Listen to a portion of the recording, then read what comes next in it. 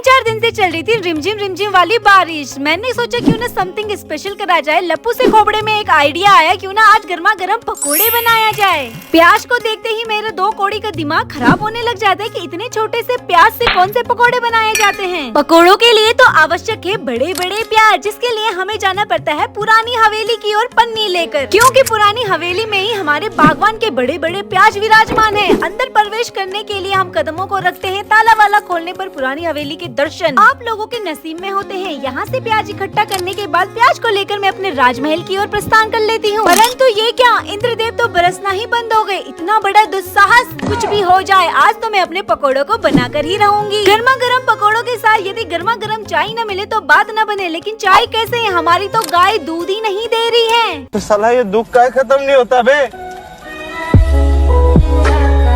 खैर बिना चाय के पकोड़ों का आनंद लेना पड़ेगा। आलू को निकाल कर ही मुझे याद आता है क्यों ना पुदीना भी लिया जाए। पुदीना को देखते ही पुदीना लापता, यहाँ पर पुदीना ही लापता है भाई साहब। अब इस पुदीना को ढूंढने के लिए हमें फालतू की चीजों को हटाना पड़ता है। पुदीना मिल जाता है। पुदीना राज को लेकर हम अंदर की ओर प्रवेश कर लेते हैं। प्याज, टमाटर नहीं, आलू और पुदीना, इन सबको हम चुटकी भर में ही काट डालते हैं, छील डालते हैं, जो भी करते हैं इनके साथ कर देते हैं। लेकिन ये का ऐसा लग रहा है जैसे मैंने पकोड़ों के लिए नहीं, सब्जी के लिए प्याज, टमाटर, पुदीना सबको काट डाला। अब इन सब में एक महत्वपूर्ण चीज बहुत जरूरी है, जो कि है अजवाइन, क्योंकि हम नहीं चाहता मोटा बहन की तरह हमको भी गैस का गोला उठे। इन सबको बेसन के पेस्ट में डालने के बाद कढ़ाई को चूल्हे पे चढ़ाने के बाद पकोड़ों को कढ़ाई में डालने के बाद हमारे पकोड़े 2 मिनट में ही तैयार हो जाते हैं। तभी आगमन होता है चुटकी और हमारी चाची श्री यानी चुटकी की माता श्री का, जो कि भुट्टो को आवारा पंछियों से सुरक्षित करने के लिए पत्तियों पे उन पर कुछ सुरक्षा कवच लगा रही होती है। हमने भी 4 मिर्ची क्या तोड़ी, पूरे आसमान में सूर्य देव का आगमन हो पड़ा। अब पकोड़ों की सुगंध को सूंघकर भूरी देवी का आगमन भी हो पड़ता है। ब्रोनो की 2 कौड़ी की खोपड़ी भी जागने लग जाती है कि आखिर चल कर रहा है इस घर में। ज्यादा कुछ नहीं, अगर जिंदगी तुम्हारी मजे ले रही है तो तुम भी जिंदगी के मजे इसी प्रकार से लो, खाओ पियो मौज करो। इन सबको मैंने पकोड़े खिलाए, उसके बाद थोड़ी बहुत कोल्ड ड्रिंक भी लाई। कोल्ड ड्रिंक खाने के बाद हम भी 4-5 पकोड़े ठूस ही लेते हैं। और ऐसा पकोड़ा पहली बार बनाया जिंदगी में, बहुत ही ज्यादा खुशी हुई। मिलते हैं अगली वीडियो में।